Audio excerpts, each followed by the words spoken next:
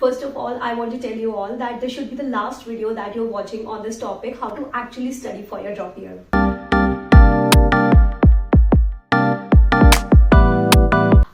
So welcome back to my channel. This is Gargi Vashni, a final year MBBS student at KGMC Lucknow, and I was myself a 2-year dropper before securing an All India rank of 2341 in NEET 2021. And before beginning the video, I want to tell you all that you should watch this video first. Where I've told about how to actually begin your drop year. And for all those who haven't watched the video, let me all tell you in a very summarized form what I have told in that video.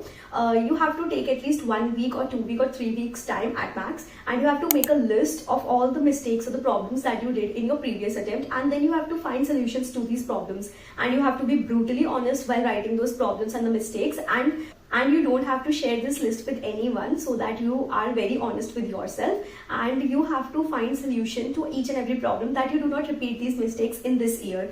For further details on how to actually make that list, I'll provide the link of this video in the description box. Before beginning the video, grab a pen and a paper so that you can write down all the important takeaways from the video, and let's begin the video now. Okay, so in this drop year, before working on anything, you need to take enough time to strategize everything, right? You have to work a lot on your speed and your accuracy, and you need to be working smart along with working hard. That's why you need to be very strategic in this drop year. Okay, so first of all, you have to make a list of all the chapters that you know and of all the chapters that you do not know. And both these categories should be made based on your confidence level. Like suppose Animal Kingdom, if you are very confident in Animal Kingdom, obviously you need revision. I'm not talking about कि revision चाहिए तो तुम्हारा वो strong हो ही जाएगा. It's like तुम्हें basic concept पता है तो it should come in no category. And if you do not know the basic concepts, like तुम्हें ऐसे step by step बिल्कुल अच्छे से पढ़ना पड़ेगा. Like you're taught in 11th and 12th standard, then it should go in do not know category. ठीक है? So तुमने तीनों subjects के सारे chapters की एक no category बना दी और एक do not know category बना दी based on your confidence level. ठीक है? Now I'll be answering all of your questions in this video itself. ठीक है, ये दो कैटेगरी समझ आ गए. फिर उसके बाद हमें क्या करना है कि we have to make a schedule where you will be revising all of these chapters from no and from do not know categories alternatively. Okay, one day you will be revising suppose 2 no categories of chapters and 1 do not know categories of chapter, right? So suppose अगर कोई छोटे chapters है या फिर कोई बहुत ज्यादा fast पढ़ पा रहा है नो वाली कैटेगरीज में, तो ही और she can manage 3 chapters and you will be like revising 3 chapters like this. ठीक है, तो ऑल्टरनेटली तुम्हें ये मैनेज कर लेना है. Now what you all have to do is make a schedule of your revision, right? ये सारा पूरा स्ट्रेटेजिक प्लानिंग तुम्हारी पहले से होनी है before even working on this thing, right? So you have to make a revision plan of 15 to 20 days only. ठीक है, 15 to 20 days में तुम जितने ज्यादा चैप्टर्स कंप्लीट इतने आगे बढ़ पाओगे. That depends on you yourself, but you have to make a revision plan of only 15 to 20 days, at max 30 days, पर इससे ज्यादा नहीं. 15-20 days का रिविजन बना दिया और उसके बाद भी तुम रिविजन करते रहोगे, बट उसके बाद you will be starting with your test. ठीक है, तो ये मैं बस टेस्ट से पहले वाला पार्ट समझा रही हूँ अभी. रिविजन कैसे करना है, I am coming to that question also. I know बहुत कॉम्प्लेक्स हो रहा है, तो इसे थोड़ा सा फिर से डिवाइड करते हैं. फर्स्ट ऑफ ऑल आपको शेड्यूल बनाना है know and do not know categories का from all the chapters of all the 3 subjects, and this should be based on your confidence level of the chapter. एक बार revision कर लोगे और तुम्हें याद आ जाएगा, तो that comes in note part. Okay, और अगर तुम्हें मतलब बेसिक्स भी नहीं आते चैप्टर के, मतलब शायद तुम्हें समझ ना आया हो, कभी कोचिंग में पढ़ाया हो या फिर XYZ कोई भी रीजन रहा हो, it should come into not no category, right? Then you have to make a schedule of 15 to 20 days और at max 30 days where you will be revising these chapters, right? And revision कैसे करना है? Revision ऐसे करना है, ये जो दोनों कैटेगरीज हमने बताई है इसको ऑल्टरनेट उसमें करना है, जिससे कि तुम्हारे एक दिन पे बहुत ज्यादा प्रेशर भी ना पड़े कि यार कि डू नॉट नो वाले बहुत ज्यादा हो गया एक दिन में, तो फिर तुम्हारी प्रोडक्टिविटी कम हो गई और कॉन्फिडेंस भी कम हो गया कि यार तुम्हें तो कुछ भी नहीं आता है, और नो वाले भी क्योंकि तुम्हें वो चीज आती है तो तुम ज्यादा ना भूल जाओ, तो that should also come in revision, ठीक है। तो सपोज तुमने 2 बायोलॉजी के चैप्टर्स ले लिए जो कि तुम रोज ऑल्टरनेटली रिवाइज कर रहे हो फिजिक्स के साथ, एक डू नॉट नो कैटेगरी वाले के साथ, राइट। या फिर तुमने एक केमिस्ट्री का डू नॉट नो कैटेगरी का चैप्टर ले लिया और तुम 2 फिजिक्स के नो वाले चैप्टर्स रिवाइज करो। और it can also include like 3 और 5 और 7 और 6 एनी नंबर ऑफ चैप्टर्स जितना तुम रिवाइज कर पा रहे हो 15 to 20 और 30 डेज में। 15 to 20 और 30 डेज के बाद, और हाँ, तुम्हें अपना अब रिवीजन कैसे करना है, तुम्हें अपना रिवीजन करना है रेट्रोग्रेड मैनर्स में, राइट। क्योंकि ड्रॉपर्स की सबसे बड़ी प्रॉब्लम ये होती है कि they feel very bored revising the same thing. Traditionally हम क्या करते हैं, पहले हम थ्योरी पढ़ेंगे और फिर हम क्वेश्चंस करेंगे। That's why to break the monotony and to make studies interesting what we all can do is retrograde study. ये मैं अपने बहुत सारे वीडियोस में बता चुकी हूँ and it's like really a very effective way. Even I use to, मैंने अपने लास्ट ड्रॉप में सिर्फ रेट्रोग्रेड स्टडी से ही पूरी पढ़ाई करी थी। What is retrograde studying is कि तुम पहले क्वेश्चंस लगाओ इस चैप्टर के, और फिर जहां तुम्हें थोड़ा सा प्रॉब्लम लगती है कि when you know the loop hole इस चैप्टर में कि ये मुझे एक ऐसा पार्ट है जो कि मुझे समझ नहीं आ रहा है, then you pay your maximum attention while revising the chapter. So पहले तुम क्वेश्चंस लगाओगे, you will try to recall कि यार क्या कॉन्सेप्ट था, क्या एल्गोरिथम था, क्या स्टेप बाय स्टेप अप्रोच थी इस टाइप के क्वेश्चंस को करने की।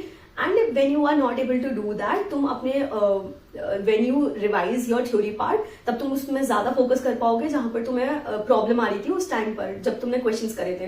क्वेश्चंस करने से ना हमें पता चल जाता है कि यार ये प्रॉब्लम है, ये प्रॉब्लम आती है, इस थ्योरी को मुझे इस तरीके से पढ़ना है जिससे कि मुझे क्वेश्चंस करने में आसानी हो। इसलिए हम लोग रेट्रोग्रेड स्टडीज करते हैं। अब इस सब का रिविजन कैसे होगा, after every 2 weeks what you have to do is, जो तुमने 2 वीक पहले चैप्टर्स पढ़े थे उन चैप्टर्स का तुम्हें एकदम ऐसे स्पेस्ड रेपिटेशन करना है, स्पेस्ड रिविजन करना है। You have to close all of your books and you have to try to recall कि यार उस चैप्टर में क्या क्या था, क्या क्या थ्योरी थी। एंड अगर if you are not even able to recall more than 5% या फिर बहुत कम भी रिकॉल हो पाए तो कोई प्रॉब्लम की बात नहीं है, सबके साथ ऐसे ही होता है। But when all of this will come into practice, तुम बहुत आसानी से रिकॉल कर पाओगे, है ना। तो स्टार्टिंग में नहीं हो पाता है बट बाद में हैबिट में आ जाता है।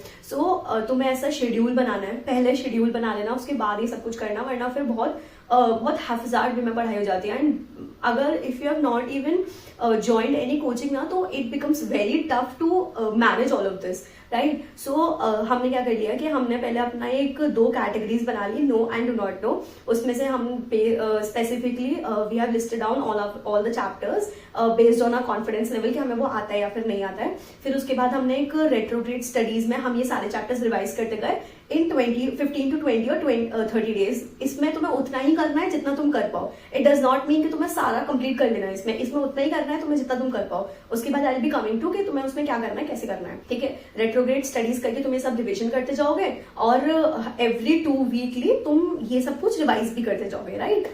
फिर what you all have to do after 15 to 20 और 30 days, you will begin with tests, right. और बाकी के जो चैप्टर्स हैं वो टेस्ट्स के साथ साथ अब तुम्हारे रिविजन हो गए, राइट। और you don't have to fear giving test because you will be giving full length test, okay.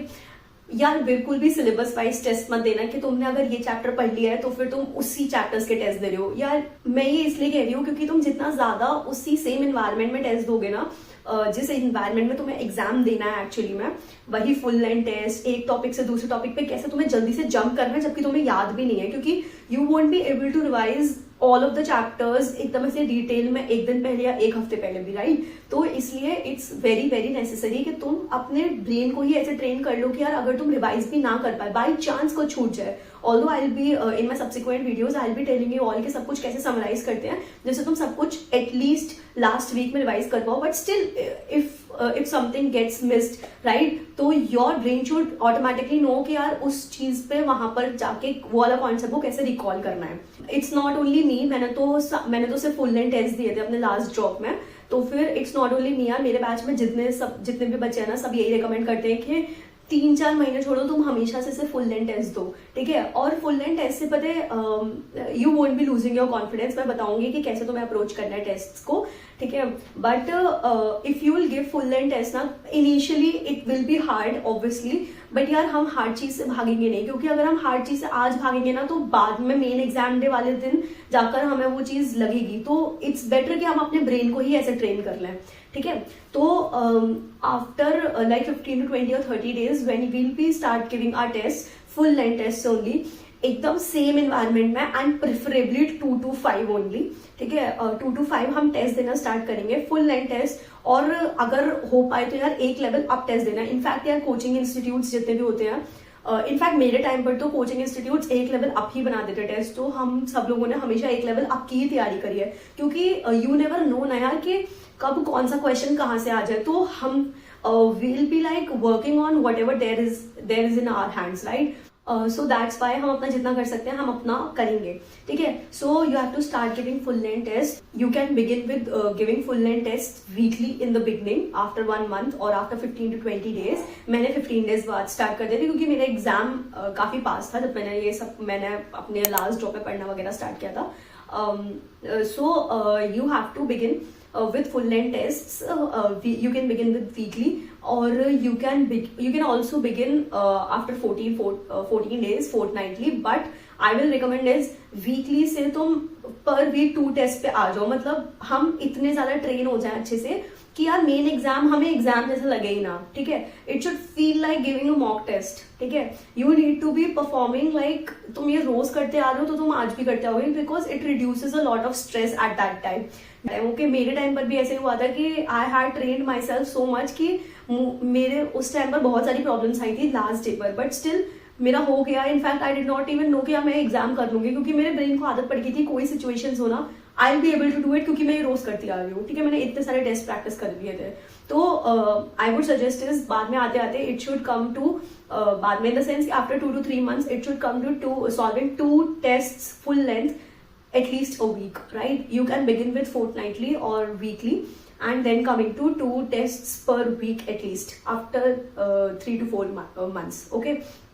Now how you have to do is, first of all, you can attempt the test paper at 2 to 5 time slot as of the NEET examination, or what you all can do is तुम सुबह सुबह उठ के 3 घंटे का test दे दो, उसके बाद तुम 3 to 4 hours लगा दो उसको एनालिसिस करने में, एंड फिर उसके बाद तुम्हारे 6 hours जो बचे हैं दिन के, that you will spend in revising जो तुम्हारा रिविजन प्लान चल रहा था, वो जो मैंने बताया था, जो 2 लिस्ट बनी थी, know and do not no category वाली, राइट। तो फिर you have to manage all this कि जिस दिन तुम्हारा टेस्ट वाला दिन होगा उस दिन तो मेन फोकस टेस्ट पे और उसके एनालिसिस पे रहेगा, बट बाकी के जो 6 hours है, you do not have to waste it कि यार आज तो टेस्ट दे दिया तो हो गया। वो 6 hours में तुम्हारा जो पुराना रिविजन चल रहा था वो तुम्हें रिविजन करना है, ठीक है। या फिर अगर तुम्हारे रिविजन प्लान के according that is some day जिस दिन तुम्हें अपना पुराना वाला रिकॉल करना है, तो तुम उसे रिकॉल करोगे, वो जो उस दिन तुम रिकॉल करोगे। Let me all tell you कि व्हाई इज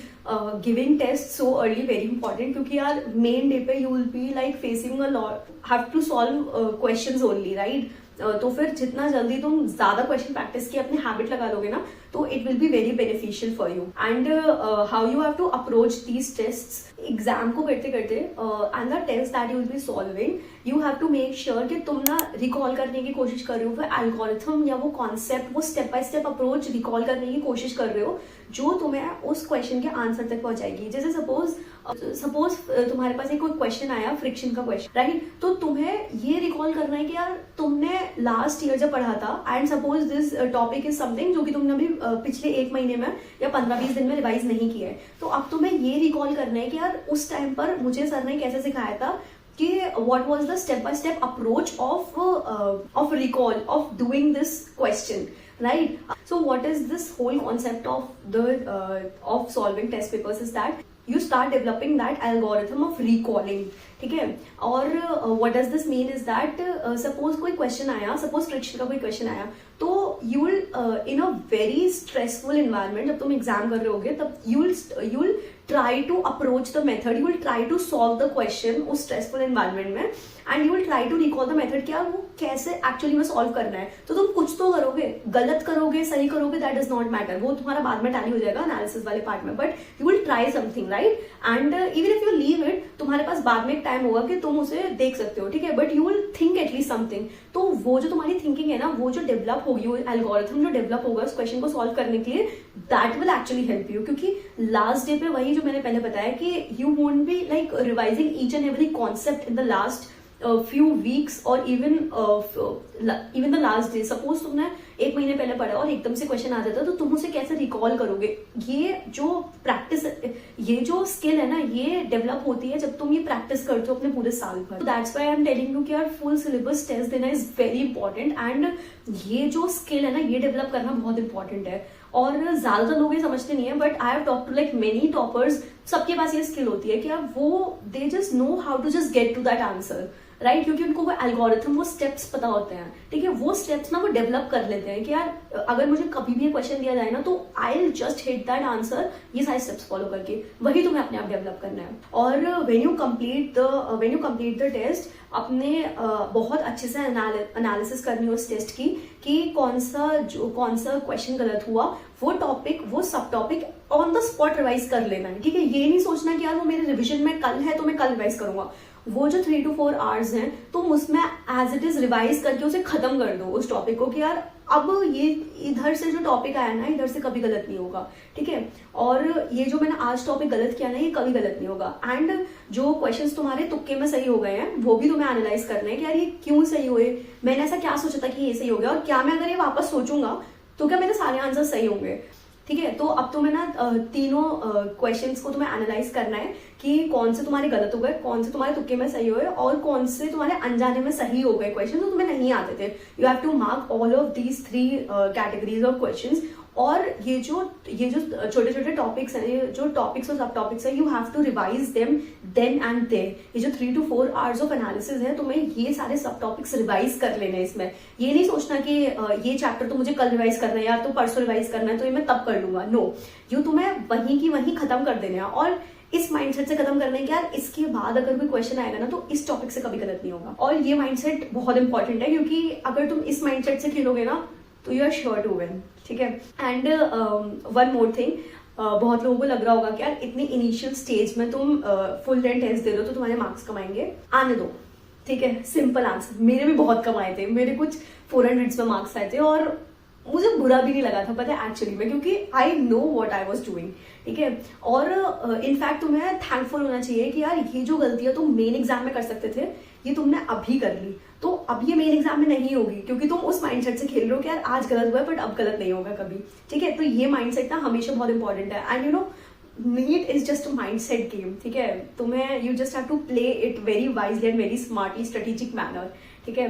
तो you don't have to get disheartened if you don't have to get disheartened अगर तुम्हारे कम भी मार्क्स आए। डज नॉट मैटर यार, अगर तुम्हारे 200 मार्क्स आए, तुम देख लो ना कौन कौन से टॉपिक्स तुम्हें नहीं आते हैं, उतना सब टॉपिक पढ़ के खत्म कर लो, और फिर बाद में बस इस माइंडसेट से खेलो कि यार आज गलत हुआ है, ये कभी गलत नहीं होगा, ठीक है? And if your analysis part is taking too long, ठीक है, सपोज 3 to 4 आवर्स में नहीं हो पा रहा है, तो इट डज नॉट मैटर यार, तुम पूरे बाकी के जो 6 आवर्स है तुम उस दिन का रिविजन प्लान हटा दो, एक दिन आगे शिफ्ट कर दो, and you just complete first of all your test paper, ठीक है? टेस्ट पेपर को कंप्लीट करना is very important, including the analysis part, okay? And be thankful कि जो गलती तुम्हारी अब भी टेस्ट पेपर में हो गई वो फिर से कभी नहीं होगी, ठीक है? ये माइंडसेट से खेलोगे, हमेशा जीतोगे। लास्ट के 6 आवर्स में सेम वे ऑफ रिविजन वो जो इन टॉपिक्स का होगा, जो तुम्हारा शेड्यूल्ड रिविजन चल रहा था, वो रेट्रोग्रेड स्टडीज में होगा हमेशा। First you have to solve your questions and then you have to go to your theory part. So if you're watching the video till now, then I want to make an announcement. If you want to talk to me one-on-one, then I have provided my TopMate link in the description box.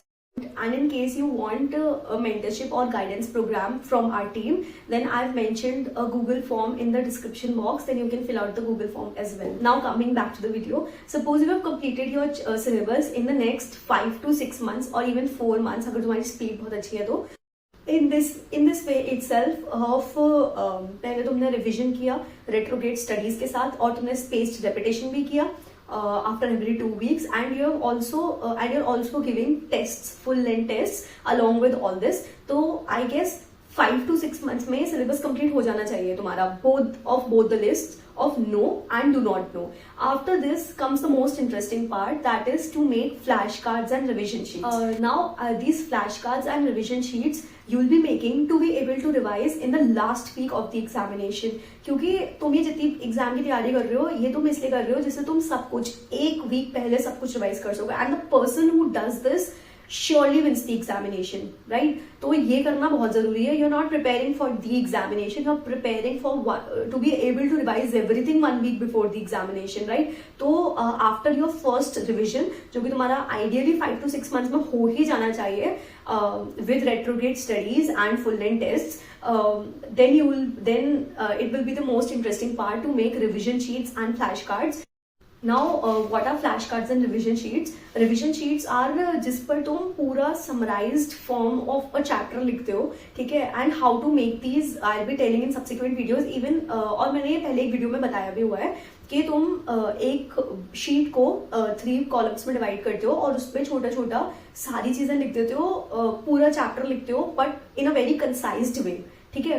मतलब you won't be writing all the theory part, तुम सिर्फ उतना part लिखते हो जितना exam में आने वाला है, बट लिखते सब कुछ हो. F=ma पर क्वेश्चन आता है तो you will be writing that. क्योंकि क्या होता है, हम सिर्फ वो चीजें रिवाइज करते हैं जो हमें नहीं आती हैं, तो वो विद टाइम हम सिर्फ उन्हीं को रिवाइज करते रहते हैं जो हमें नहीं आती हैं. तो जो चीजें हमें आती हैं that part becomes very weak, ठीक है. तो इसलिए we just summarise whole of the chapter in those revision sheets, और वो हम बार बार रिवाइज करते रहते हैं एक हफ्ते पहले से स्टार्ट करके.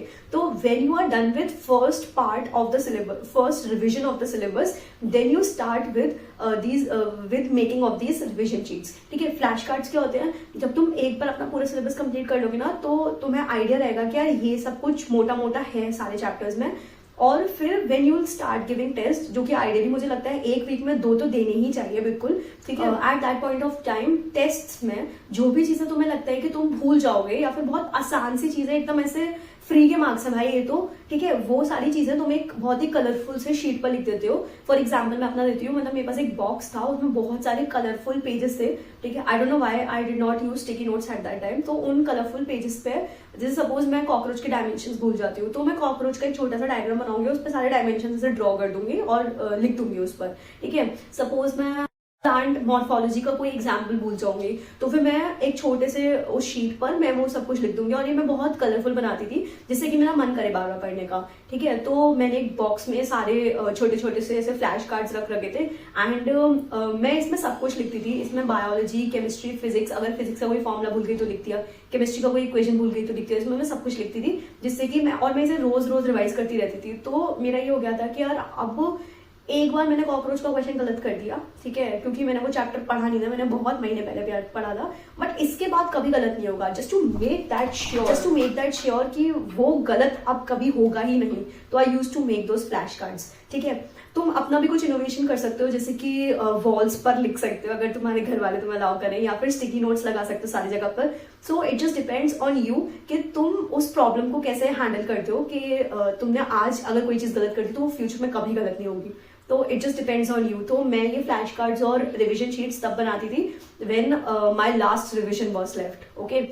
एंड आई होप कि तुम भी ये बनाओ because these are very helpful, ठीक है. और we have to make studies very interesting in this last drop year, क्योंकि ड्रॉपर्स की सबसे बड़ी प्रॉब्लम ये होती है कि यार बहुत बोरिंग लगती है पढ़ना. तो you just have to make studies very interesting, okay. And after you completed your entire syllabus and you are also with the test, ये साइकिल वापस से करने लग जाओ, वापस से अपना सेकंड रिवीजन करने लग जाओ, फिर से वो लिस्ट बनाओ know and do not know वाली. उसके बाद अब तुम्हें रियलाइज होगा कि तुम्हारे डू नॉट नो वाले चैप्टर्स बहुत कम हो गए हैं, ठीक है. और तुम अपने टेस्ट की फ्रीक्वेंसी और ज्यादा बढ़ा दो. Every 2 days you give a test, ठीक है. टेस्ट देना तुम्हारे लिए सबसे इंटरेस्टिंग चीज बन जानी चाहिए पूरे दिन की, ठीक है. इवन क्वेश्चन प्रैक्टिस करना, and you have to solve a lot of questions. और इस ड्रॉप ईयर में जस्ट मेक श्योर जिस भी चीज से तुम्हें डर लगता है ना वो चीज को तो तुम सबसे पहले करो. अगर तुम्हें क्वेश्चन से डर लगता है ना तुम बहुत सारे क्वेश्चंस कर लो कि वो डर ही खत्म. ड्रॉप ईयर में हमेशा ऐसे चलते हैं कि जो भी तुम्हारी शॉर्ट कमिंग है ना, जस्ट हिट दैट पॉइंट और उस चीज को अपनी सबसे बड़ी स्ट्रेंथ बना लो. जो गलतियां तुमने लास्ट अटेम्प्ट में करी वो गलतियां तो बिल्कुल रिपीट नहीं होनी चाहिए. और जिस चीज से तुम्हें अब सबसे ज्यादा डर लग रहा है ना, you just work on that thing कि यार अब वो चीज मेरी कभी गलत नहीं होगी. और वो अब तुम्हारी सबसे बड़ी स्ट्रेंथ बन जाएगी. Okay, so that's why I told you to first watch this video. This is very important video for कि तुम अपनी पहले लिस्ट बना लो बहुत अच्छे से कि तुम्हें कौन सी चीजें करनी है, कौन सी चीजें थी जिसकी वजह से तुम्हारा सिलेक्शन नहीं हो पाया, या indirect and direct things both. So this video is really very important. Just go and watch this video as well and take your time and make that list as well. I've also provided a free PDF of all the of the flowchart and the steps that you should follow in this job here, and the link of the PDF is in the description box. At last I would like to tell you all, you work on your inputs and your output will follow automatically, and your inputs are the one that will reduce your stress and anxiety. Confidence will come when you work on your input. Confidence will come when you work even when you do not want to work. So rock your mood and follow the plan, right? Do not forget to subscribe to the channel and share this video with your friend if you find it useful, and we'll be meeting in the next video. Okay, bye till then.